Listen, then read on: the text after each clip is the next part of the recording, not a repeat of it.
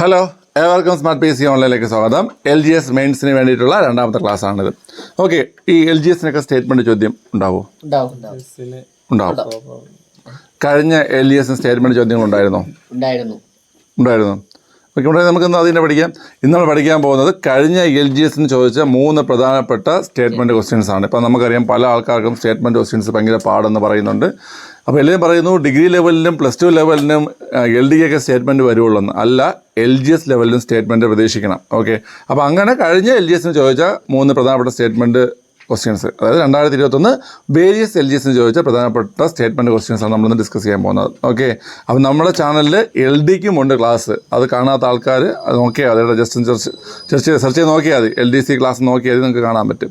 പിന്നെ നമുക്ക് online batch ഉണ്ട്. LDC മെയിൻസിനും അതുപോലെ LGS മെയിൻസിനൊക്കെ ഓൺലൈൻ ക്ലാസ് ഉണ്ട്. LGS മെയിൻസിന് online class per month fees 500 രൂപയേ ഉള്ളൂ. ജോയിൻ ചെയ്യാൻ താല്പര്യമുള്ളവർ ഞാൻ ഇവിടെ മാനേജർ നമ്പർ കൊടുത്തിട്ടുണ്ട്. ആ മാനേജർ നമ്പറിലേക്ക് എന്ത് ചെയ്യുക, കോൺടാക്ട് ചെയ്യുക. അത് നമുക്ക് നേരെ ക്ലാസ്സിലേക്ക് പോകാം. ഓക്കെ, എല്ലാവരും നല്ല അടിപൊളിയായിട്ട് പഠിക്കുക, നോട്ട് ചെയ്ത് പഠിക്കുക. ഓക്കെ, ശരി. ചോദ്യം ഇതാണ്: താഴെ പറയുന്നവരിൽ ഉപ്പ് സത്യാഗ്രഹത്തിൻ്റെ ഭാഗമായുള്ള ദണ്ഡിയാത്രയിൽ പങ്കെടുത്ത മലയാളികൾ ആരെല്ലാം എന്നാണ് കണ്ടെത്തേണ്ടത്. 1. സി കൃഷ്ണൻ നായർ. 2. കുമാരനാശാൻ. 3. രാഘവ പൊതുവാൾ. 4. മന്നത്ത് പത്മനാഭൻ. ഏതൊക്കെയാണ്?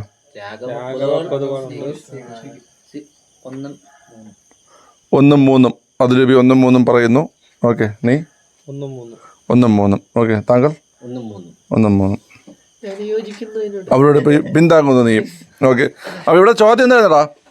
ഉപ്പ് സത്യാഗ്രഹത്തിൽ ഭാഗമായുള്ള ദണ്ഡിയാത്രയിൽ പങ്കെടുത്ത മലയാളികൾ ആരെല്ലാം എന്നാണ്. അപ്പോൾ അതിൽ 4 ഓപ്ഷൻ: സി കൃഷ്ണൻ നായരുണ്ട്, കുമാരനാശാനുണ്ട്, രാഘവ പൊതുവാളുണ്ട്, മന്നത്ത് പത്മനാഭനുമുണ്ട്. ഓക്കെ, അവിടെ ആൻസർ വരുന്നത് സി കൃഷ്ണൻ നായരും രാഘവ പൊതുവാളുമാണ്. സി കൃഷ്ണൻ നായരും രാഘവ പൊതുവാളും. ഓക്കെ, ഇനി ഇത് ഞാൻ പറയുന്നത് പോലെ ഓർത്ത് വെച്ച് വേണം. ദണ്ഡിയാത്രയിൽ ഗാന്ധിജിയെ അനുഗമിച്ച മലയാളികൾ 4 പേരാണ് കേട്ടോ. 5 പേരാണ്. ആരൊക്കെയെന്ന് നോക്കാം. Okay, 1 Krishnan Nair, C Krishnan Nair. 2 Raghava Poduval. 3 Sankaran Ezhuthachan. 4 Tapan Nair. 5 Titus. Okay ആണല്ലോ. അപ്പോൾ ഇങ്ങനെ ഓർത്ത് വെച്ചണം: രാഘവനും കൃഷ്ണനും ശങ്കരനും തപനും ടൈറ്റസും. അതൊക്കെയാണ് രാഘവനും കൃഷ്ണനും ശങ്കരനും തപനും ടൈറ്റസും. Raghava Poduval, C Krishnan Nair, Sankaran Ezhuthachan, Tapan Nair, Titus. ഇനി മറക്കോ? രാഘവനും കൃഷ്ണനും ശങ്കരനും തപനും ടൈറ്റസും. ഓക്കെ, അതൊക്കെ രാഘവ പൊതുവാൾ, ശങ്കരൻ എഴുത്തച്ഛൻ, സി കൃഷ്ണൻ നായർ, പിന്നെ തപൻ നായർ, ടൈറ്റസ്. ഓക്കെ, പഠിച്ച്. പൂർണ്ണ സ്വരാജ് നേടാൻ വേണ്ടി നടന്ന ആദ്യ സമരം ഏതാണ്? ഉപ്പ് സത്യാഗ്രഹം അല്ലെങ്കിൽ സിവിൽ നിയമലംഘന സമരമാണ് കേട്ടോ. എന്ത് നേടാൻ വേണ്ടിയിട്ട്? പൂർണ്ണ സ്വരാജ് നേടാൻ വേണ്ടി നടന്ന ആദ്യ സമരമാണ് ഏത്? സിവിൽ നിയമലംഘന സമരം അല്ലെങ്കിൽ ഉപ്പ് സത്യാഗ്രഹം. ഓക്കെ, ഈ സിവിൽ നിയമലംഘന സമരത്തിന്റെ പ്രതീകമായി ഗാന്ധിജി മുന്നോട്ട് വെച്ചത് എന്താണ്? ഉപ്പ് സത്യാഗ്രഹം ഉപ്പിനെയാണ് പ്രതീകമായി മുന്നോട്ട് വെച്ചത്. ഓക്കെ, ക്ലിയർ ആണല്ലോ. ശരി, ഈ പൂർണ്ണ സ്വരാജ് പ്രഖ്യാപിച്ച INC സമ്മേളനം ഏതാ? പൂർണ്ണ സ്വരാജ് പ്രഖ്യാപിച്ച INC സമ്മേളനം 1929 ലാഹോർ സമ്മേളനം. 1929 ലാഹോർ സമ്മേളനമാണ്. 1929 ലാഹോർ സമ്മേളനത്തിൽ അധ്യക്ഷനാരാ? ജവഹർലാൽ നെഹ്റു. 1929 ലാഹോർ സമ്മേളനത്തിൽ അധ്യക്ഷനാരാണ്? ജവഹർലാൽ നെഹ്റു ആണ്. എന്നാൽ 1928 സമ്മേളനം, 1928 സമ്മേളനം എവിടെ വെച്ചിട്ടാ?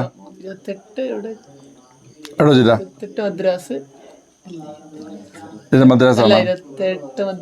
28 സമ്മേളനം വെച്ചിട്ടാ കൊൽക്കത്ത. 28 കൊൽക്കത്ത സമ്മേളനം അധ്യക്ഷനാരാ?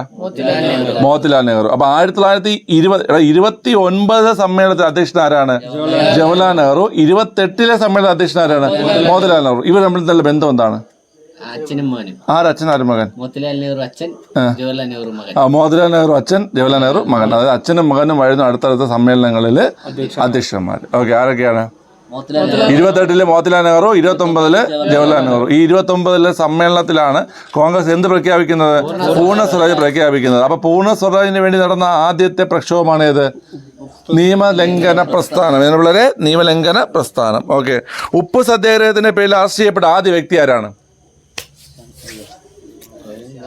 ഉപ്പ് സത്യാഗ്രഹത്തിന്റെ പേരിൽ അറസ്റ്റ് ചെയ്യപ്പെട്ട ആദ്യ വ്യക്തി ആരാണ്? കമലഹാസൻ ഇല്ലേ എഴുതുന്ന സമയത്ത്? നീ കമലഹാസൻ അല്ല പറഞ്ഞത്? കമലാദേവി ചതുർവേദി. ഞാൻ കമലഹാസൻ എന്നായിട്ട് നിങ്ങൾക്കറിയാം. അദ്ദേഹത്തിൻ്റെ പേരിന് സാമ്യമുള്ള ഒരാളൊരു മലയാളിയുമുണ്ട്. ആ മലയാളിയാണ് രാജ്യസഭയിലേക്ക് നോമിനേറ്റ് ചെയ്യപ്പെട്ട ആദ്യ സർദാർ കെ എം പണിക്കരാണ് ഞാൻ പറഞ്ഞ Malayali. Sardar Vallabhbhai Patel. Right answer Jobin. Okay. അപ്പൊ ഉപ്പ് സത്യാഗ്രഹത്തിന്റെ പേരിൽ അറസ്റ്റ് ചെയ്യപ്പെട്ട ആദ്യ വ്യക്തിയാണ് ആര്? സർദാർ വല്ലഭായ് പട്ടേൽ. ഉപ്പ് സത്യാഗ്രഹത്തിന്റെ പേരിൽ അറസ്റ്റ് ചെയ്യപ്പെട്ട ആദ്യ വ്യക്തിയാണ് പിള്ളേരെ സർദാർ വല്ലഭായ് പട്ടേൽ. ഉപ്പ് സത്യാഗ്രഹത്തെ ദരിദ്രന്റെ പോരാട്ടം എന്ന് വിശേഷിപ്പിച്ച വ്യക്തി ആരാ? ഉപ്പ് സത്യാഗ്രഹത്തെ ദരിദ്രന്റെ പോരാട്ടം വിശേഷിപ്പിച്ച വ്യക്തി ആരാ? ബ്രിട്ടീഷുകാരനല്ല. ഗാന്ധിജി. Right answer Jobin. വീണ്ടും അപ്പൊ ഉപ്പ് സത്യാഗ്രഹത്തെ ദരിദ്രന്റെ പോരാട്ടം വിഷയിച്ച വ്യക്തി ആരാണ്? ഗാന്ധിജിയാണ്. ആരാണ്? ഗാന്ധിജിയാണ് കേട്ടാ. ദണ്ഡി യാത്രയിലെ സത്യാഗ്രഹികൾ. ഇന്ത്യത്തിലെ ആര്? അത്യാഗ്രഹികളാ? സത്യാഗ്രഹികൾ. ദണ്ഡി യാത്രയിലെ സത്യാഗ്രഹികൾ തൂവള്ള ഖാദി വസ്ത്രങ്ങളാണ് ധരിച്ചിരുന്നത്. മനസ്സിലായോ? തൂവള്ള ഖാദി വസ്ത്രങ്ങളാണ് ധരിച്ചിരുന്നത്. അതിനാൽ ദണ്ഡി മാർച്ചിനെ വെണ്മയുടെ ഒഴുകുന്ന നദി എന്താണ്? വെണ്മയുടെ ഒഴുകുന്ന നദി എന്നും വിളിക്കപ്പെട്ടു. മനസ്സിലായോ? അപ്പൊ വെണ്മയുടെ ഒഴുകുന്ന നദി എന്നറിയപ്പെടുന്ന സമരം ഏതാണ്? ദണ്ഡി യാത്ര അല്ലെങ്കിൽ ഉപ്പ് സത്യാഗ്രഹവുമായിട്ട് ബന്ധപ്പെട്ടതാണ്. അപ്പൊ വെണ്മയുടെ ഒഴുകുന്ന നദി. അതിന് കാരണം എന്താണ്? തൂവെള്ള നിറത്തിലുള്ള നിനക്കറിയായിരിക്കുമല്ലോ അതൊക്കെ. ക്ലാസ് കിട്ടിയിട്ടില്ല? Okay okay. കറകളഞ്ഞൊരു ഗാന്ധിയനും ഓക്കെ ആണ് ഇദ്ദേഹം. ഓക്കെ, സത്യാഗ്രഹമാണ്. ഓക്കെ, ശരി. അപ്പൊ ദണ്ഡി യാത്രയിലെ സത്യാഗ്രഹികൾ തൂവല്ല ഖാദി വസ്ത്രമാണ് ധരിച്ചിരുന്നത്. അതിനാൽ ദണ്ഡി മാർച്ചിനെ എന്ന് വിളിച്ചു? വെണ്മയുടെ ഒഴുകുന്ന നദി എന്നും വിളിക്കപ്പെട്ടു. ഓക്കെ. ദണ്ഡി യാത്രയിൽ ആലപിക്കപ്പെട്ട ഗാനം ഏതാണ്? രഘുപതി രാഘവ രാജാറാം. ബാക്കി പാടാനുള്ള.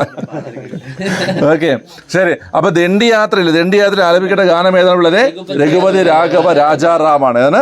രഘുപതി രാഘവ രാജാറാമാണ്. എന്നാൽ കേരളത്തിൽ ദണ്ഡി യാത്രയിൽ ആലപിക്കപ്പെട്ട ഗാനം ഏതാണ്? വരിക വരിക സഹചരെ സഹന സമര സമയമായി. ഓക്കെ, ഈ പാട്ട് ആരാ പാടിയത്? അംശി നാരായണ പിള്ള. അപ്പം നമ്മുടെ ഗാന്ധി നേതൃത്വം കൊടുത്ത ദണ്ഡി യാത്രയിലെ പാടിയ പാട്ട് ഏതാണ്? രഘുപതി രാഘവ രാജാറാം. ഓക്കെ, ഇവിടെ കേരളത്തിലെ കേളപ്പ നേതൃത്വം കൊടുത്ത ദണ്ഡി യാത്രയില് വരിക വരിക സാഹചര്യം. ഈ വരിക വരിക സാഹചര്യം എന്ന ഗാനം എഴുതിയത് ആരാണ്? അംശി നാരായണ പിള്ള. ഓക്കെ, കേരള ഗാനം എഴുതിയത് ആരാണ്? കേരള ഗാനം പ്രീവിയസ് ചോദ്യമാണ്. കേരള ഗാനം എഴുതിയത് ബോധേശ്വരനാണ്. ആരാണ്? ബോധേശ്വരൻ. ഈ ബോധേശ്വരന്റെ മകളാണ് ആര്? സുഗതകുമാരി. ബോധേശ്വരന്റെ മകളാണ് ആര്? സുഗതകുമാരി. അപ്പൊ കേരള ഗാനം എഴുതിയത് ആരാണ്? ബോധേശ്വരനാണ്. ഓക്കെ, എന്നാൽ ബോധേശ്വരന്റെ മകൾ ആരാണ്? സുഗതകുമാരിയാണ്. ആരാണ്? സുഗതകുമാരി. ഓക്കെ, അതൊക്കെ ഓർത്ത് വെച്ചോളൂ കേട്ടോ വളരെ.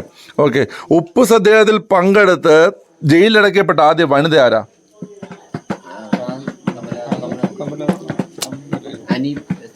കൃഷ്ണന്റെ വൈഫിന്റെ പേരെന്താ? ശാരദേ? രാധ വൈഫ് അല്ലടേ, കൃഷ്ണന്റെ കാമുകിയായിരുന്നു. യശോദ വളർത്തമ്മയുടെ രുക്മിണി ലക്ഷ്മിപതി. ആരാണ്? രുക്മിണി ലക്ഷ്മിപതി. കേട്ടാ. ഉപ്പ് സത്യാഗ്രഹത്തിൽ പങ്കെടുത്ത് ജയിലിലടക്കപ്പെട്ട ആദ്യ വനിതയാണ് ആര്? രുക്മിണി ലക്ഷ്മിപതി. ആരാണ്? രുക്മിണി ലക്ഷ്മിപതി. ആരാണ്? ലക്ഷ്മിണി ലക്ഷ്മിപതി. ഓക്കെ, മനസ്സിലായ എത്രയും കാര്യങ്ങൾ? ഓക്കെ, അപ്പൊ ഒന്ന് ഫുള്ള് കറങ്ങി വരാവേ. അപ്പൊ പറ, ഗാന്ധിജിയോടൊപ്പം ഉപ്പ് സത്യാഗ്രഹത്തിൽ പങ്കെടുത്ത മലയാളികൾ ആരൊക്കെ? C Sankaran Nair, C Krishnan Nair, Raghava Poduval, Sankaran Ezhuthachan, Tapan Nair, Titus. Okay.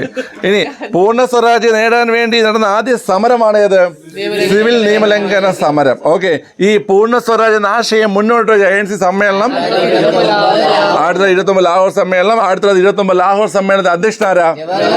Jawaharlal. 1928 ANC സമ്മേളനത്തെ അധ്യക്ഷനാരാ? മോത്തിലാൽ നെഹ്റു. ആരാണ്? മോത്തിലാൽ നെഹ്റു. ഓക്കെ, പിന്നെ നമ്മൾ പറഞ്ഞു ഈ ഉപ്പ് സത്യാഗ്രഹത്തിന്റെ പേരിൽ അറസ്റ്റ് ചെയ്യപ്പെട്ട ആദ്യ വ്യക്തി ആരാണ്? സർദാർ കെ എം പണിക്കർ അല്ല മോനെ, സർദാർ വല്ലഭായ് പട്ടേലാണ്. ഞാൻ സർദാർ കെ എം പണിക്കർ ഒരു ക്ലൂ ഇട്ടതാണ്. ഓക്കെ, താങ്കൾ ഇപ്പോഴും അവിടെ നിൽക്കുന്നേ ഉള്ളൂ. സർദാർ വല്ലഭായ് പട്ടേലാണ് ആദ്യം അറസ്റ്റ് ചെയ്യപ്പെട്ട വ്യക്തി. ഓക്കെ ആണല്ലോ. ഉപ്പ് സത്യാഗ്രഹത്തിന്റെ ദരിദ്രന്റെ പോരാട്ടം നിക്ഷേപിച്ച ആരാ? ഗാന്ധിജിയാണ് നിക്ഷേപിച്ചത്. ഓക്കെ, ദണ്ഡി യാത്രയിലെ സത്യാഗ്രഹികൾ എന്ത് ഡ്രസ്സാണ് ഇട്ടുന്നത്? തൂവല്ല ഖാദി വസ്ത്രങ്ങൾ. അതുകൊണ്ട് ഈ പോരാട്ടത്തെ അല്ലെങ്കിൽ ഈ ഒരു യാത്രയെ എന്തെന്നറിയപ്പെടുന്നു? വെണ്മയുടെ ഒഴുകുന്ന നദി എന്ന് വിശേഷിപ്പിക്കപ്പെടുന്നു. ദണ്ഡിയാത്രയിൽ ആലപിക്കപ്പെട്ട ഗാനം ഏതാണ്? രഘുപതി രാഘവ രാജാറാം. കേരളത്തിലെ ഉപ്പ് സത്യാഗ്രഹത്തിന് വീര്യം പകർന്ന ഗാനമാണേത്? വരിക വരിക സഹചരെ സഹന സമര സഹായമായി കരളുറച്ച് കൈകൾ കോർത്ത് കാൽനടക്കി പോകുന്ന. ഓക്കെ, ലൂസിഫറ ലൂസിഫല പാട്ടുണ്ടല്ലേ? ഓക്കെ ഓക്കെ, അത് എഴുതിയത് ആരാണ്? അംശി നാരായണ പിള്ള. ആരാണ്? അംശി നാരായണ പിള്ള. ഓക്കെ, കേരള ഗാനം എഴുതിയത് ആരാണ്? ബോധേശ്വരൻ. ബോധേശ്വരൻ ആരുടെ മകളാണ്? അല്ല, ആരുടെ അച്ഛനാണ്? സുകുമാരയുടെ അച്ഛനാണ്. സോറി, ക്ഷമിക്കണം. ഓക്കെ, അപ്പൊ അത്രയും ക്ലിയർ ആണല്ലോ പിള്ളേരെ. അപ്പൊ ആ ചോദ്യം നിങ്ങൾ പഠിച്ചിരിക്കുകയാണ്. സൂപ്പർ. രണ്ടാം ചോദ്യം. ബെഡ് ടൈമായെന്ന് സിരി പറയണം. ഞാൻ പറയാം. ഓക്കെ, ഭാര്യയ്ക്ക് പോലും ഇത്ര ഉത്തരവാദിത്തമില്ല. കണ്ട, സിരി പറയണത് 10:30 ഉറങ്ങാനുള്ളതെന്ന്. ഓക്കെ, ശരി. അടുത്ത് രണ്ടാമത്തെ ചോദ്യം. ഇന്നത്തെ രണ്ടാമത്തെ ചോദ്യം പറയാൻ പോകുന്നത്, താഴെ പറയുന്നവയിൽ റൗലറ്റ് നിയമവുമായി ബന്ധപ്പെട്ട പ്രസ്താവനകളേവ? താഴെ പറയുന്നതിൽ റൗലറ്റ് നിയമവുമായി ബന്ധപ്പെട്ട പ്രസ്താവനകളേവ? ഇത് LGSന്റെ ക്വസ്റ്റ്യൻ ആണ്. പ്രസ്താവന എന്ന് കേട്ടോണ്ട് ക്വസ്റ്റ്യൻ മാറിയിട്ടൊന്നുമില്ല. ഇത് കഴിഞ്ഞ 2021 LGS ചോദിച്ച ക്വസ്റ്റ്യൻസ് ആണ്. പക്ഷേ സ്ഥാനമൊക്കെ സിമ്പിളാണ്. ഒന്നുമില്ല. ഇപ്പൊ കണ്ടോ, ഇപ്പൊ നോക്കിക്കോണേ. റൗലറ്റ് നിയമവുമായി ബന്ധപ്പെട്ട പ്രസ്താവന പറയാൻ പോകുന്നത്. ഒന്നാമത്തെ പ്രസ്താവന, വിചാരണ കൂടാതെ അനിശ്ചിതകാലം തടവിലിടാം. ശരിയാണ്. വിചാരണ കൂടാതെ അനിശ്ചിതകാലം തടവിലിടാം. റൗലറ്റ് നിയമവുമായിട്ട് ബന്ധപ്പെട്ട എന്താണ്? ശരിയാണ്. ഓക്കെ, ഏതൊരു ഇന്ത്യക്കാരനെയും വാറന്റ് ഇല്ലാതെ അറസ്റ്റ് ചെയ്യാം. ഏതൊരു ഇന്ത്യക്കാരനെയും വാറന്റ് അറസ്റ്റ് ചെയ്യാം. ശരിയാണ്. ശരിയാണ്. 1909 ഈ നിയമം നിലയിൽ വന്നു. തെറ്റാണ്. ഈ നിയമം നിലയിൽ വന്ന ഏത് വർഷം? 1919. അപ്പൊ അത് തെറ്റാണ്. അടുത്ത്, പ്രത്യേക കോടതികളിൽ രഹസ്യ വിചാരണ ചെയ്യാം. ശരിയാണ്. അപ്പം ഏതൊക്കെയാ ശരി? 1, 2, 4. 1, 2, 4 ശരിയാണ്. അപ്പൊ റൗലറ്റ് നിയമവുമായിട്ട് ബന്ധപ്പെട്ടിട്ട് ശരിയായ പ്രസ്താവന നമ്മൾ പറഞ്ഞു. എന്തൊക്കെയാ? ഏതൊരാളെന്നല്ല, വിചാരണ കൂടാതെ അനിശ്ചിതകാലം തടവിലിടാം. ഏതൊരു ഇന്ത്യക്കാരനെയും വാറന്റ് ഇല്ലാതെ അറസ്റ്റ് ചെയ്യാം. പിന്നെ പ്രത്യേക കോടതികളിൽ വിചാരണ നടത്താം, രഹസ്യ വിചാരണ നടത്താം. പക്ഷെ നിയമം നിലയിൽ വർഷം ചോദിച്ചാൽ 1919. അപ്പൊ റൗലറ്റ് ആക്ട് നിലവിലുള്ള വർഷം പറഞ്ഞേ 1919. 1919. ഓക്കെ, ശരി. ഈ 1919 ഫെബ്രുവരിയിലാണ് നിയമം എന്ത് ചെയ്യുന്നത്? പാസ്സാക്കപ്പെടുന്നത്. അപ്പോൾ റൗലറ്റ് നിയമം പാസ്സാക്കപ്പെട്ടത് എപ്പോഴാണ്? 1919 ഫെബ്രുവരിയിലാണ്. ഒന്നാം ലോക മഹായുദ്ധത്തോടനുബന്ധിച്ച് ബ്രിട്ടീഷ് ഇന്ത്യയിൽ നടപ്പിലാക്കപ്പെട്ട അടിയന്തരാവസ്ഥ മുൻകരുതലുകൾ അനന്തമായി ദീർഘിപ്പിക്കുന്നതായിരുന്നു റൗലറ്റ് നിയമം. അതെ, നമുക്കറിയാം. ഒന്നാം ലോക മഹായുദ്ധത്തിന്റെ കാലഘട്ടം നമുക്കറിയാം. ഒന്നാം ലോക മഹായുദ്ധത്തിന്റെ കാലഘട്ടം എപ്പോഴാണ്? ഒന്നാം ലോക മഹായുദ്ധം 1914 മുതൽ 18 വരെയാണ്. രണ്ടാം ലോക മഹായുദ്ധം 1939 മുതൽ 45 വരെ. 39-45 വരെയാണ് രണ്ടാം ലോക മഹായുദ്ധം. ഓക്കെ, അപ്പോൾ ഒന്നാം ലോക മഹായുദ്ധത്തോടനുബന്ധിച്ച് ബ്രിട്ടീഷ് ഇന്ത്യയിൽ എന്ത് നടപ്പിലാക്കിപ്പെട്ടു? അടിയന്തരാവസ്ഥ നടപ്പിലാക്കപ്പെട്ടു. അപ്പോൾ ആ അടിയന്തരാവസ്ഥ മുൻകരുതലുകൾ അനന്തമായി ദീർഘിപ്പിക്കുന്നതായിരുന്നു എന്ത്? റൗലറ്റ് നിയമം. റൗലറ്റ് നിയമം. റൗലറ്റ് വിരുദ്ധ സമരകാലത്ത് ഗാന്ധിജി രാജ്യമെമ്പാടും ഹർത്താൽ ആചരിക്കാൻ ആഹ്വാനം ചെയ്തു. മനസ്സിലായോ? അപ്പൊ ആ റൗലറ്റ് വിരുദ്ധ നിയമ സമരകാലത്ത് ഗാന്ധിജി എന്ത് ചെയ്തു? രാജ്യമെമ്പാടും ഹർത്താൽ ആചരിക്കാൻ ആഹ്വാനം ചെയ്തു. ആ ദിവസം ഏതാണ്? ഏപ്രിൽ 6. 1919 ഏപ്രിൽ 6 ഗാന്ധിജി എന്ത് പറയുകയാണ്? നിങ്ങൾ രാജ്യം മുഴുവൻ എന്ത് ചെയ്യണം?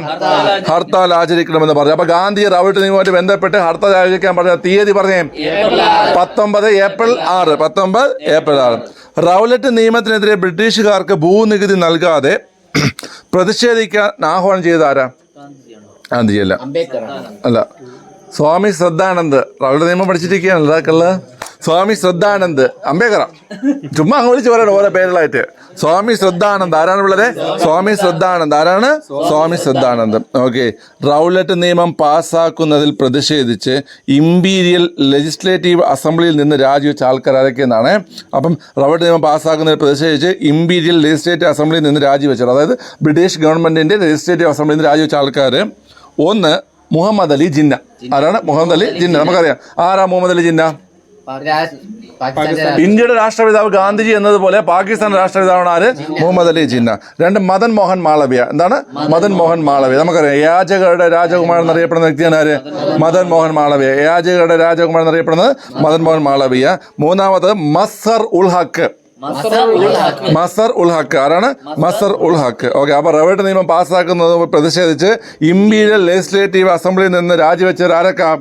മുഹമ്മദ് അലി ജിന്ന, മദൻ മോഹൻ മാളവിയ, മസർ ഉൽ ഹക്ക്. മസർ ഉൽ ഹക്ക്. ഓക്കെ, ഈ റൗലറ്റ് നിയമം റദ്ദ് ചെയ്ത വർഷം ഏതാണ്? 1919. 1922 റൗലറ്റ് നിയമം എന്ത് ചെയ്തത്? റദ്ദ് ചെയ്തത്. റൗലറ്റ് നിയമം റദ്ദ് ചെയ്തത് ഏത് വർഷമാണ്? 1922. 1922. ഓക്കെ, അപ്പൊ ഞാൻ ഇനി പറഞ്ഞ ശ്രദ്ധിച്ചിട്ടുണ്ട്.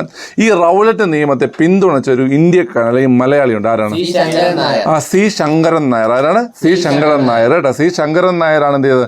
റൗലറ്റ് നിയമത്തെ പിന്തുണച്ച മലയാളി. ഓക്കെ, ഇദ്ദേഹം ഗാന്ധിജിയുടെ ആശയങ്ങൾക്ക് എതിരായിരുന്നു. ഓക്കെ, അദ്ദേഹം അതുകൊണ്ടൊരു പുസ്തകം എഴുതി, ഗാന്ധിയും അരാജകത്വവും. എന്താണ്? ഗാന്ധിയും അരാജകത്വം. അപ്പൊ സി ശങ്കരൻ നായർ പുസ്തകം ഏതാണ്? ഗാന്ധിയും അരാജകത്വം. താങ്കൾ ഇംഗ്ലീഷ് മീഡിയം പഠിച്ചല്ലേ? ഈ ഗാന്ധിയും അരാജകത്വം ഇംഗ്ലീഷ് പറഞ്ഞേ. Gandhi and anarchism. Gandhi and anarchy. Gandhi and anarchy. അപ്പൊ ഗാന്ധി ആൻഡ് അനാർക്കി എന്ന പുസ്തകം എഴുതിയ ആരാണ്? സി ശങ്കരൻ നായർ. റൗലറ്റ് നിയമത്തെ പിന്തുണച്ച മലയാളി ആരാണ്? സി ശങ്കരൻ നായർ. മലയാളി എന്നോ ഇന്ത്യക്കാരെന്നോ ചോദിച്ചാൽ ആരാണ്? സി ശങ്കരൻ നായരാണ്. ഓക്കെ, ഈ സി ശങ്കരൻ നായർക്ക് വേറെയും ചോദ്യമുണ്ട്. 1897 അമരാവതി സമ്മേളനത്തില് ഈ വ്യക്തി, അമരാവതി കോൺഗ്രസ് സമ്മേളനത്തിൽ ഈ വ്യക്തി എന്തായി? അധ്യക്ഷനായി. ഈ INCയുടെ ചരിത്രത്തിൽ 1885 ഡിസംബർ 28 ആരംഭിച്ച INC ചരിത്രത്തിൽ ഒരൊറ്റ മലയാളി മാത്രമേ എന്ത് ചെയ്തിട്ടുള്ളൂ? INC അധ്യക്ഷനായിട്ടുള്ളൂ. അതാരാണ്? സി ശങ്കരൻ നായരാണ്. അത് ഏത് വർഷമാണ്? 1897 അമരാവതി സമ്മേളനം. 1897 അമരാവതി സമ്മേളനം. ആളുടെ പേര് സി ശങ്കരൻ നായർ. സി ശങ്കരൻ നായർ ഏത് നിയമത്തെ അനുകൂലിച്ചു? റൗലറ്റ് നിയമത്തെ അനുകൂലിച്ചു. അദ്ദേഹം ഗാന്ധി ആശയങ്ങൾക്ക് എതിരായിരുന്നു. അതുകൊണ്ട് ഗാന്ധിക്കെതിരെ ഒരു പുസ്തകം എഴുതി, ഗാന്ധിയും അരാജകത്വം. ഗാന്ധിയും അരാജകത്വം. ഇംഗ്ലീഷിൽ പറഞ്ഞാൽ Gandhi and anarchy. Gandhi and anarchy. മനസ്സിലായോ? ഓക്കെ, അപ്പൊ റൗലറ്റ് നിയമത്തെ കുറിച്ച് പറഞ്ഞു നോക്കിയാലോ. 1919 ഫെബ്രുവരിയിൽ നിയമം പാസ്സാക്കുന്നു. ഏതൊരു ഇന്ത്യക്കാരനെയും വാറണ്ട് ഇല്ലാതെ അറസ്റ്റ് ചെയ്യാം. പിന്നെ വിചാരണ കൂടാതെ തടവിലാക്കാം. പ്രത്യേക കോടതികളിൽ രഹസ്യ വിചാരണ ചെയ്യാം. മനസ്സിലായ നിങ്ങൾക്ക്? അപ്പൊ എന്തൊക്കെയാണ്? വാറന്റ് ഇല്ലാതെ അറസ്റ്റ് ചെയ്യാം, വിചാരണ കൂടാതെ തടവിലാക്കാം, പ്രത്യേക രഹസ്യ കോടതികളിൽ എന്ത് ചെയ്യാം? പ്രത്യേക കോടതിയിൽ രഹസ്യ വിചാരണ നടത്താം. എല്ലാം സെറ്റാണ്. ഓക്കെ, അപ്പൊ 3 പെണ്ണെന്ന് ഓർത്ത് വെച്ചാൽ എന്തൊക്കെയാ? വാറന്റ് ഇല്ലാതെ അറസ്റ്റ്, പ്രത്യേക കോടതി പോകുന്നുണ്ട്, വിചാരണ ഇല്ലാതെ തടവിലാക്കാം, വിചാരണ കൂടാതെ തടവിലാക്കാം. അടുത്ത് പ്രത്യേക കോടതിയിൽ രഹസ്യ വിചാരണ നടത്താം.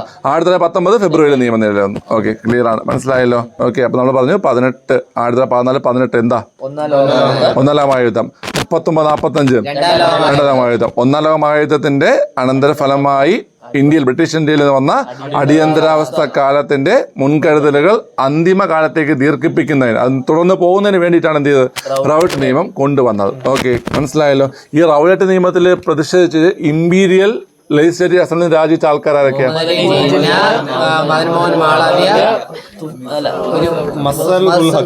ഓക്കെ, മദൻ മോഹൻ മാളവിയ, മുഹമ്മദ് അലി ജിന്ന, മസ്വൽ ഉൽ ഹക്ക്. നമുക്കറിയാം പാകിസ്ഥാന്റെ രാഷ്ട്രപിതാവാണ് ആര്? മുഹമ്മദ് അലി ജിന്ന. അതുപോലെ യാചകയുടെ രാജകുമാരനാണ് ആര്? മദൻ മോഹൻ മാളവിയ. ഓക്കെ, പിന്നെ ഗാന്ധി എന്ത് ചെയ്തു? പറഞ്ഞു, ഹർത്താൽ വിളിക്കാൻ പറഞ്ഞു. പോയി ഹർത്താൽ വിളിക്കേണ്ടെന്ന് പറഞ്ഞു. എപ്പോ പറഞ്ഞു? രാജ്യം മുഴുവൻ റൗലറ്റ് നിയമത്തിൽ പ്രതിഷേധിച്ച് രാജ്യം മുഴുവൻ ഹർത്താൽ വിളിക്കാൻ ഗാന്ധിജി ആവശ്യപ്പെട്ടത് എപ്പോഴാണ്? 19 ഏപ്രിൽ 6. ഓക്കെ, ഇനി നികുതി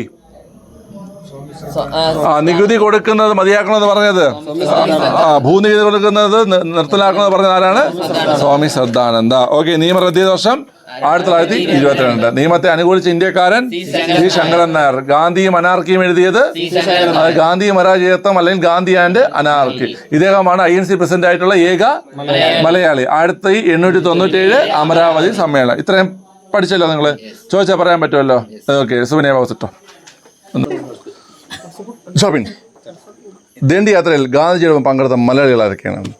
C Krishnan Nair, Raghava Poduval, Sankaran Ezhuthachan, Tapan Nair, Titus. Okay, you made it.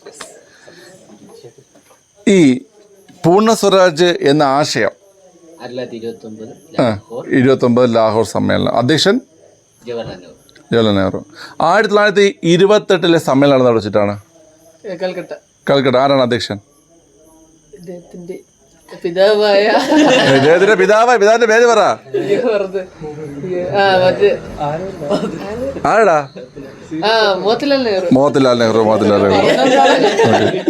എടാ, ഈ പൂർണ്ണ സ്വരാജ് നേടാൻ വേണ്ടി നടന്ന ആദ്യ സമരം ഏതാ?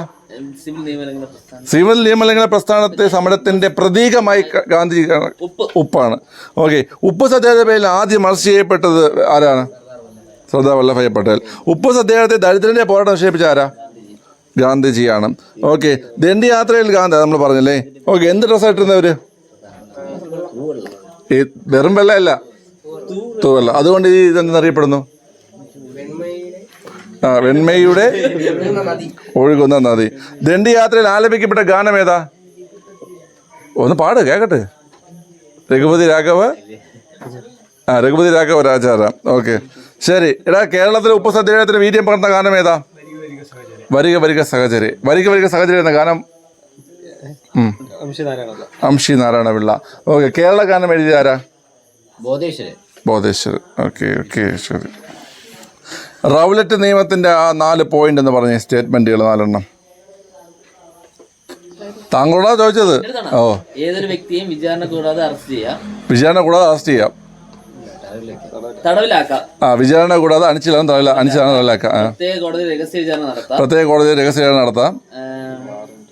വാറണ്ടില്ലാതെ അറസ്റ്റ് ചെയ്യാം. ഈ സാധനം മൈക്കാണ്, പറഞ്ഞു കൊടുക്കുകയാണ്. ഓറന്റ് കേട്ടാ. ഇനി നിയമം നിലവിലെ വർഷം പറ. ഇവരെ കൊണ്ടാ 19 ഫെബ്രുവരി. ഓക്കെ. എടാ, ഈ അവിടെ 1-ാം ലോക മഹായുദ്ധത്തിന്റെ കാലഘട്ടം പറഞ്ഞേ. 2-ാം ലോക മഹായുദ്ധത്തിന്റെ കാലഘട്ടം പറഞ്ഞേ. 39-45. ഈ റൗലറ്റ് വിരുദ്ധ സമരകാലത്ത് ഗാന്ധിജി രാജ്യമെമ്പാടും ഹർത്താൽ ആചരിക്കാൻ ആഹ്വാനം ചെയ്ത ദിനം ഏതാണ്? ഏപ്രിൽ. വർഷം 19.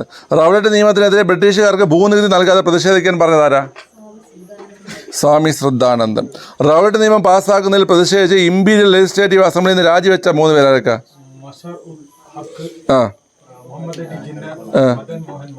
മസറുൽ ഹക്ക്, മദൻ മോഹൻ മാളവ്യ, മുഹമ്മദ് അലി ജിന്ന. ഏത് രാജ്യത്തിന്റെ രാഷ്ട്രപിതാവാണ് മുഹമ്മദ് അലി ജിന്ന? പാകിസ്ഥാൻ. മദൻ മോഹൻ മാളവ്യ എന്തെന്നറിയപ്പെടുന്നു? യാചകരുടെ രാജകുമാരൻ. കേരളത്തിന്റെ മദൻ മോഹൻ മാളവ്യ എന്നറിയപ്പെടുന്ന ആരെയാണ്? മന്നത്ത് പത്മനാഭൻ. കേരളത്തിന്റെ മദൻ മോഹൻ മാളവ്യ എന്നറിയപ്പെടുന്നത് മന്നത്ത് പത്മനാഭൻ. മന്നത്ത് പത്മനാഭൻ ജയന്തി ആഘോഷിക്കുന്നത് എപ്പോഴാണ്? ജനുവരി 2-നാണ്. ഓക്കെ. റൗലറ്റ് നിയമം റദ്ദ് ചെയ്യപ്പെട്ട വർഷം? 1922. ഓക്കെ. റൗലറ്റ് നിയമത്തെ പിന്തുണച്ച മലയാളി? സി ശങ്കരൻ നായർ. സി ശങ്കരൻ നായർ അധ്യക്ഷനായ INC സമ്മേളനം നടന്ന വർഷം? സ്ഥലം? അമരാവതി. ഓക്കെ. ഗാന്ധിജിയെ വിമർശിച്ചുകൊണ്ട്, ഗാന്ധിയുടെ ആശയം വിമർശിച്ചുകൊണ്ട് ഇദ്ദേഹം സി ശങ്കരൻ നായർ എഴുതിയ പുസ്തകം ഏതാണ്? ഗാന്ധിയും അരാജകത്വം. കേട്ടോ, അദ്ദേഹത്തിന് എതിർപ്പായിരുന്നു, അതുകൊണ്ട് ജി കൊടുത്തില്ല. ഗാന്ധിയും അരാജകത്വവും. ഓക്കെ, മനസ്സിലായല്ലോ? ക്ലിയർ ആണല്ലോ? അല്ല, ഇംഗ്ലീഷ് ഒന്ന് പറയടാ. Gandhi and anarchy. ഓക്കെ, ശരി. അപ്പോൾ അത്രയും പഠിച്ചത് നമ്മൾ. സുബിനെ ഒന്ന് പോസ് ചെയ്തടാ. ആവാസ വ്യവസ്ഥയുമായി ബന്ധപ്പെട്ട 3-ാം ചോദ്യമാണ്. ആവാസ വ്യവസ്ഥയുമായി ബന്ധപ്പെട്ട ശരിയായ പ്രസ്താവനകൾ ഏതാണ്? കേട്ടിട്ട് ഉത്തരം പറയണേ. ഒരു ആവാസ വ്യവസ്ഥയിൽ ജീവിയ ഘടകങ്ങളും അജീവിയ ഘടകങ്ങളും ഉൾപ്പെടുന്നു. ശരിയാണ്. ഒരു ആവാസ വ്യവസ്ഥയിൽ ജീവിയ ഘടകങ്ങളും അജീവിയ ഘടകങ്ങളും ഉൾപ്പെടുന്നു. ശരിയാണ്. ജീവികളും അവയുടെ ചുറ്റുപാടും തമ്മിലുള്ള പരസ്പര ബന്ധത്തെക്കുറിച്ചുള്ള പഠനമാണ് ആവാസ വ്യവസ്ഥ. ജീവികളും അവയുടെ ചുറ്റുപാടും തമ്മിലുള്ള പരസ്പര ബന്ധത്തെക്കുറിച്ചുള്ള പഠനം എക്കോളജിയാണ്, പരിസ്ഥിതി ശാസ്ത്രമാണ്. ആവാസ വ്യവസ്ഥ അല്ല. അപ്പം ഇവിടെ തെറ്റാണ്. അവര് പരിസ്ഥിതി ശാസ്ത്രത്തിന് പകരം ആവാസ വ്യവസ്ഥ എന്ന വാക്ക് കൊടുത്തു. അപ്പോൾ ആ സ്റ്റേറ്റ്മെന്റ് എന്തായി? തെറ്റായി. ഓക്കെ, എക്കോളജി ആയിരുന്നെങ്കിലും ശരിയായിരുന്നു. എക്കോളജി അല്ലെങ്കിൽ പരിസ്ഥിതി ശാസ്ത്രമാണ് അവിടെ വരേണ്ടത്. ഒരു ജീവിക്കുന്ന പ്രകൃതിദത്തമായ ചുറ്റുപാടിനെ ആവാസം എന്ന് പറയുന്നു. ശരിയാണ്. ഒരു ജീവിക്കുന്ന പ്രകൃതിദത്തമായ ചുറ്റുപാട് എന്ത് പറയും പിള്ളേരെ? ആവാസം എന്ന് പറയും. 4-ാമത്തെ സ്റ്റേറ്റ്മെന്റ്, ഒരു ആവാസ വ്യവസ്ഥയിലെ ഭക്ഷ്യ ശൃംഖലയിൽ ആദ്യത്തെ കണ്ണി എപ്പോഴും മാംസഭോജിയായിരിക്കും. തെറ്റാണ്. ആദ്യത്തെ കണ്ണി എപ്പോഴും എന്തായിരിക്കും? ഹരിതസസ്യമായിരിക്കും. ഓക്കെ, അപ്പോൾ ഇതിൽ 1-ാമത്തെയും 3-ാമത്തെയും ശരി, 2-ാമത്തെയും 4-ാമത്തെയും തെറ്റ്. അവിടെ ഞാൻ തിരുത്തി പറഞ്ഞു തന്നു. 2-ാമത്തെ സ്റ്റേറ്റ്മെന്റ് ശരിയാകണത് എങ്ങനെയാണ്? ജീവികളും അവയുടെ ചുറ്റുപാടും തമ്മിലുള്ള പരസ്പര ബന്ധത്തെക്കുറിച്ചുള്ള പഠനമാണ് എക്കോളജി എന്ന് പറഞ്ഞു കഴിഞ്ഞാൽ അത് ശരിയായി. ഓക്കെ. അതുപോലെ ഒരു ആവാസ വ്യവസ്ഥയിലെ ഭക്ഷ്യ ശൃംഖലയിൽ ആദ്യത്തെ കണ്ണി എപ്പോഴും ഏതായിരിക്കും? ഹരിത സസ്യങ്ങളായിരിക്കും. ഹരിത സസ്യങ്ങൾ ആയിരിക്കും. രണ്ടാമത്തെ കണ്ണി എന്തായിരിക്കും?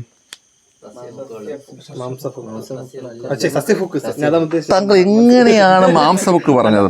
ഇവിടെ ഒന്നാമത്തെ കണ്ണിയുടെ വേട്ടവളയെ ഒന്നാമത്തെ കണ്ണി ഹരിത സസ്യമാണെങ്കിൽ ആ ഹരിത സസ്യത്തെ തിന്നുന്ന സസ്യബുക്കായിരിക്കും രണ്ടാമത്തെ കണ്ണി. സസ്യബുക്കായിരിക്കും. ഇനി ഈ സസ്യബുക്കുകളെ തിന്നുന്ന മാംസബുക്കുകൾ മൂന്നാമത്തെ കണ്ണിയാണ്. അവസാന കണ്ണി എപ്പോഴും എന്തായിരിക്കും? വിഘാടകരായിരിക്കും കേട്ടോ. വിഘാടകർ, അതായത് ഏറ്റവും അവസാനം, അതായത് ഒരു ആവാസ വ്യവസ്ഥയിൽ അല്ലെങ്കിൽ ഒരു ഭക്ഷ്യശൃംഖലയിൽ ഏറ്റവും അവസാനം വരുന്ന ആരാണ്? വിഘാടകരാണ്. കാരണം ഈ ജീവികൾ നശിക്കുമ്പോൾ അത് ആ ജൈവാവശിഷ്ടങ്ങൾ മണ്ണിൽ ലയിപ്പിക്കുന്ന ആരാണ്? വിഘാടകർ. നമ്മൾ ഇംഗ്ലീഷിൽ ഡീകമ്പോസേഴ്സ് എന്ന് പറയും. രണ്ട് സൂക്ഷ്മജീവികളാണ് ഡീകമ്പോസേഴ്സ്. ഏതൊക്കെയാണത്? ബാക്ടീരിയയും ഫംഗസ്. അപ്പൊ ഡീകമ്പോസേഴ്സ് ഏതൊക്കെയാണ്? ബാക്ടീരിയയും ഫംഗസുമാണ് ഡീകമ്പോസേഴ്സ്. ഓക്കെ, ബാക്ടീരിയയും ഫംഗസ്. അപ്പൊ വിഘാടകർ ഏത് സൂക്ഷ്മജീവികളാണ്? ബാക്ടീരിയയും ഫംഗസും. എങ്കിൽ പറ, എന്താണ് എക്കോളജി അതിലുപരി?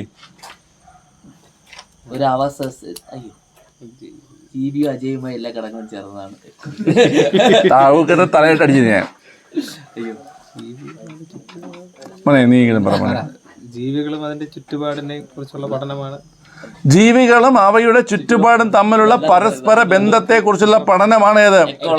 എക്കോളജി. പറ, ജീവികളും അവയുടെ ചുറ്റുപാടുകളും തമ്മിലുള്ള പരസ്പര ബന്ധത്തെ കുറിച്ചുള്ള പഠനമാണ് എക്കോളജി അല്ലെങ്കിൽ പരിസ്ഥിതി ശാസ്ത്രം. Who is the father of ecology? ആരാണ് ഫാദർ ഓഫ് എക്കോളജി?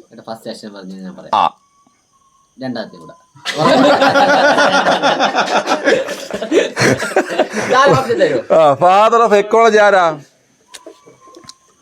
പരിസ്ഥിതിയുടെ പിതാവ് അല്ലെങ്കിൽ പരിസ്ഥിതി ശാസ്ത്ര പിതാവ് ഒരു ചരിത്രത്തിൽ ബന്ധപ്പെട്ട ഒരു വ്യക്തിയാണ്. അല്ല, അതായത് ഒരു രാജാവുണ്ട് ആ പേരിൽ.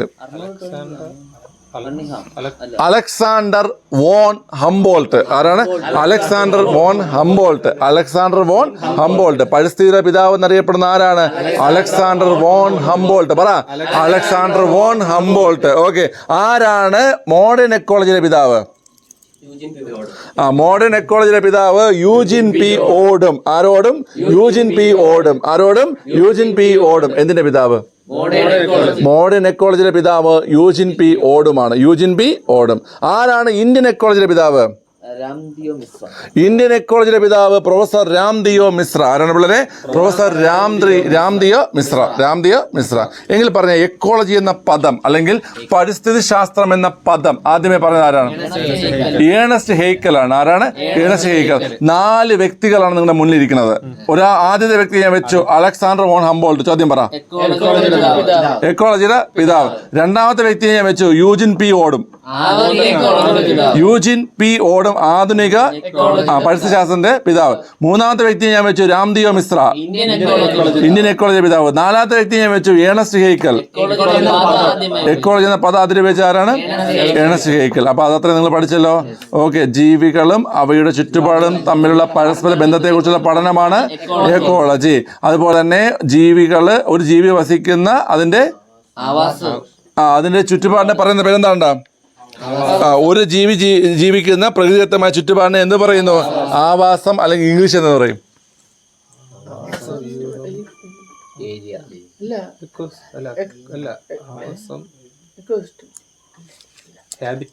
Habitat. Wow, you made it. Habitat. ആവാസത്തെ ഇംഗ്ലീഷ് പറയുന്ന പേരെന്താണ്? ഹാബിറ്റാറ്റ്. കണ്ടുപടി എന്റെ സിംഗക്കുട്ടിയെ നല്ല ബൂസ്റ്റ് ചെയ്തിട്ടുണ്ട് കേട്ടോ. Okay, thank you. ഓക്കെ. ഭക്ഷ്യശൃംഖലയിലെ ആദ്യത്തെ കണ്ണി എപ്പോഴും ആരായിരിക്കൂടാ? ഹരിത സസ്യങ്ങളായിരിക്കും. ഓക്കെ. രണ്ടാമത്തെ കണ്ണി സസ്യബുക്കുകളായിരിക്കും. രണ്ടാമത്തെ കണ്ണി എന്തായിരിക്കും? സസ്യബുക്കായിരിക്കും. മൂന്നാമത്തെ കണ്ണി ഏതായിരിക്കും? മാംസബുക്കായിരിക്കും. മൂന്നാമത്തെ കണ്ണി മാംസബുക്ക്. നിങ്ങൾ ആലോചിച്ച് നോക്കിയത്, ഹരിത സസ്യം 1, ഹരിതസസ്യത്തിൽ തിന്നുന്ന സസ്യബുക്ക് 2, സസ്യബുക്കിനെ തിന്നുന്ന മാംസബുക്ക് 3. ഇങ്ങനെ ഓർത്ത് വെച്ചിരുന്നാൽ സിമ്പിളാണ്. 1, 2, 3 ചോദിക്കത്തുള്ളൂ. ഏറ്റവും അവസാനത്തെ ഘടകം ഏതെന്ന് കേട്ട് കഴിഞ്ഞാൽ വിഘാടകർ. ഏറ്റവും അവസാന ഘടകം ഏതാണ്? വിഘാടകർ. വിഘാടകരായി പ്രവർത്തിക്കുന്നത് ഏത് സൂക്ഷ്മജീവികളാണ്? ബാക്ടീരിയയും ഫംഗസുമാണ്. തലേ കയറിയ ജീവമണ്ഡലത്തിന്റെ നിലനിൽപ്പിന് ആവശ്യമായ അടിസ്ഥാന ഘടകം. ജീവമണ്ഡലം എന്ന് വെച്ച് കഴിഞ്ഞാൽ നമ്മുടെ ഭൂമിയിൽ എവിടെയൊക്കെ ജീവനുണ്ടോ അതെല്ലാം ജീവമണ്ഡലങ്ങളാണ്. ആ കുട്ടി ഉറങ്ങുന്നു. ആ കുട്ടി ഇല്ല. ഓക്കെ. നമ്മുടെ ഭൂമിയിൽ എവിടെയൊക്കെ ജീവനുണ്ടോ അതെല്ലാം എന്താണ്? ജീവമണ്ഡലമാണ്. അതായത് ആകാശം ജീവയില്ലേ? ആകാശത്തിലെ പക്ഷികൾ ആകാശത്തിലെ പക്ഷികൾ വിതയ്ക്കുന്നില്ല, കൊയ്യുന്നില്ല. ഓക്കെ, അത് ഓർത്ത് വെച്ചോ. ആകാശത്തിലെ ജീവൻ ഇല്ലടാ, സൂക്ഷ്മജീവികളൊക്കെ ഉണ്ട്. അവിടെ ജീവനുണ്ട്. ഓക്കെ, ഭൂമിയിൽ ജീവനുണ്ടോ? ഭൂമിയിൽ ജീവനുണ്ട്. വെള്ളത്തിനടിയിൽ ജീവനുണ്ടോ? ഇതെല്ലാം എന്താണ്? ജീവമണ്ഡലങ്ങളാണ്. ജീവമണ്ഡലത്തിന്റെ നിലനിൽപ്പിന് ആവശ്യമായ അടിസ്ഥാന ഘടകം ഏതാണ്?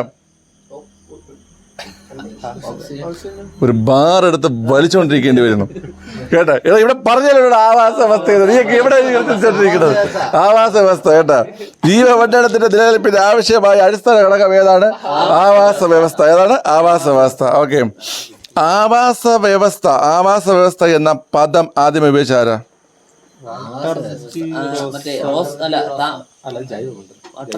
എക്കോസിസ്റ്റം എന്ന് ടാൻസ്ലി. വീണ്ടും കേട്ടാ. നിങ്ങളിപ്പോ വാൾട്ടർ ജി റോസൻ പറഞ്ഞു ജൈവവൈവിധ്യം എന്താണ്? ഇതായത് ബയോഡൈവേഴ്സിറ്റി എന്ന പദമാണ് ആദ്യമേ ആര് ഉപയോഗിച്ചത്? വാൾട്ടർ ജി റോസൻ ഉപയോഗിച്ചത്. ഉറക്കം വരുന്നുണ്ട് ചെറുതായിട്ട് കേട്ടോ. ഞാൻ ചവിട്ടി കൂട്ടുവിട്ടു കേട്ടോ. ഞാൻ ഇന്ന് ക്ലാസ്സിലാണ് എൻ്റെ ഊഹം ചെയ്യണമെങ്കിൽ ഏകദേശം 10 മണിക്കൂർ എങ്ങാണ്ടായി ഇന്നത്തെ ക്ലാസ് എല്ലാം കൂടെ ആയപ്പം കേട്ടോ. ഞാൻ ഇവിടെ പയറിണൊക്കെ ഇരിക്കുന്നത്, ഒരു പണിയില്ലാതെ ഫുഡ് അടിച്ചിട്ട് നീ ഇനി കുറച്ച് വേണ്ടല്ലേ. ഓക്കെ, ഇപ്പം കഴിയും. Walter G Rosan. ഓക്കെ, കാരണം ഞാൻ കുറച്ചുകൂടെ സമയം എടുക്കാൻ വേണ്ടി തയ്യാറാണ്. ഇവന്മാരാണ് എന്നെ പഠിപ്പിച്ചത്. നീയൊക്കെ വേണമെങ്കിൽ കമൻറ്റ് ഇട്ട് പല വിളിച്ചു. എൻ്റെ പേര് ആരോമൽ യുബി കേട്ടാ. കിട്ടും തരും ഇൻസ്റ്റൈറ്റ് പറഞ്ഞു കൊടുക്കാണ്. ഓക്കെ, അപ്പം വാൾട്ടർ ജി റോസൻ, അതായത് ഏത്? ബയോഡൈവേഴ്സിറ്റി അതായത് ജൈവ വൈവിധ്യം എന്ന പദാർത്ഥത്തിൽ ഉപയോഗിച്ചാരാ? Walter G Rosen. നിങ്ങളൊരു ജൈവ വൈവിധ്യ പൂർണ്ണമായ ഒരു സ്ഥലം മനസ്സിലാലോചിച്ചേ. ആലോചിച്ചാ ഒരു കുളം കാണുന്നുണ്ടാ? കുളത്തിൽ വാട്ടർ ഉണ്ടാ? വാട്ടറിന്റെ അപ്പുറത്ത് ഒരു റോസ നിപ്പുണ്ട്. ഉണ്ട്. Walter G Rosan. എന്താണ് വാൾട്ടർ ജി? അവ ജൈവ വൈവിധ്യ എന്ന പദം അതിന് വെച്ച് ആരാണ്? Walter G Rosan. ഓക്കെ, അടുത്ത എക്കോസിസ്റ്റം ആവാസ വ്യവസ്ഥ എന്ന പദം അതിന് വെച്ച് ആരാ? ടാൻസ്ലി. Arthur Tansley. നിങ്ങൾ ടാൻസ്ലി എന്ന് ഓർത്താൽ മതി. ടാൻസ്ലി. ഓക്കെ, ഇനി ജീവികളും അവയുടെ ചുറ്റുപാട്, അത് നമ്മൾ പറഞ്ഞില്ലേ പരസ്പര ബന്ധപ്പെട്ട പഠനം എക്കോളജി. ഓക്കെ, ചോദിക്കട്ടെ, ഒരു ചോദ്യം. ആരുത്തരം പറഞ്ഞു നോക്കാവേ. ഭൂമിയിൽ വസിക്കുന്ന വൈവിധ്യമാർന്ന മുഴുവൻ ജീവസമൂഹങ്ങളും അവയുടെ ആവാസ വ്യവസ്ഥകളും ചേർന്നതാണ് ജൈവവൈവിധ്യം, ബയോഡൈവേഴ്സിറ്റി. അതായത് ഭൂമിയിൽ വസിക്കുന്ന വൈവിധ്യമാർന്ന മുഴുവൻ ജീവ സമൂഹങ്ങളും അവയുടെ ആവാസ വ്യവസ്ഥകളും ചേർന്നതാണ് എന്ത് പിള്ളേരെ? ജൈവവൈവിധ്യം. എന്താണ്? ജൈവവൈവിധ്യം. സെറ്റാണേ? ക്ലിയർ ആണേ? ഓക്കെ, അപ്പോൾ അത്രയേ ഉള്ളൂ. ജൈവവൈവിധ്യം ആദ്യമേ പറഞ്ഞത് ആരാണ്? Walter G Rosan. ഓക്കെ, അപ്പോൾ അത്രയും കൂടെ നമുക്കൊന്ന് ചോദിച്ചിട്ട് എന്ത് ചെയ്യാം? ക്ലാസ് വൈൻഡപ്പ് ചെയ്യാം. ഓക്കെ, നീ ഒറ്റയിടത്തും കാണുന്ന ക്ലാസ് നേരത്തെ അവിടെ തിരിഞ്ഞ് മുൻ കാണിച്ചു കൊടുത്താൽ നിന്നെ എവിടെ വഴിച്ച് കാണി എറിഞ്ഞ് കൊന്നേരെ. ഓക്കെ, ശരി, പഠിച്ചോ?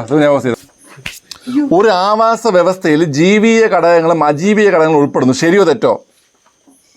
ശരി. ഓക്കെ, ജീവികളും അവയുടെ ചുറ്റുപാടും തമ്മിലുള്ള പരസ്പര ബന്ധത്തെക്കുറിച്ചുള്ള പഠനം പരിസ്ഥിതിശാസ്ത്രം. ഒരു ജീവിക്കുന്ന പ്രകൃതിദത്തമായ ചുറ്റുപാടിനെ പറയുന്ന പേര് ആവാസം. ഒരു ആവാസ വ്യവസ്ഥയിലെ ഭക്ഷ്യശൃംഖലയിലെ ആദ്യത്തെ കണ്ണി എപ്പോഴും ഹരിതസസ്യം, രണ്ടാമത്തെ കണ്ണി സസ്യബുക്ക്, മൂന്നാമത്തെ കണ്ണി മാംസബുക്ക്. ഒരു ആവാസ വ്യവസ്ഥയിൽ ഉണ്ടാകുന്ന ജൈവാവശിഷ്ടങ്ങളെ ജീർണിപ്പിച്ച് മണ്ണോട് ചേർക്കുന്ന ആരാണ്? വിഘാടകരായ സൂക്ഷ്മജീവികൾ ഏതൊക്കെയാണ്? Bacteria, fungus. ഓക്കെ, ഇനി അടുത്ത് ചോദിക്കാനുള്ള എന്താ? എക്കോളജി എന്ന പദം ആദ്യം ഉപയോഗിച്ച ആരാ? എണസ്റ്റേക്കൽ. ഫാദർ ഓഫ് എക്കോളജി ആരാ? Alexander von Humboldt. Father of modern ecology ആരാ? Eugene B Odum. Father of Indian ecology ആരാ? രാംദേവ് മിശ്ര. ഓക്കെ, ആരാണ് ജൈവ വൈവിധ്യം എന്ന പദാർത്ഥത്തിൽ ഉപയോഗിച്ചത്? Walter G Rosan. ജീവമണ്ഡലത്തിന്റെ അടിസ്ഥാന ഘടകം എന്താണ്?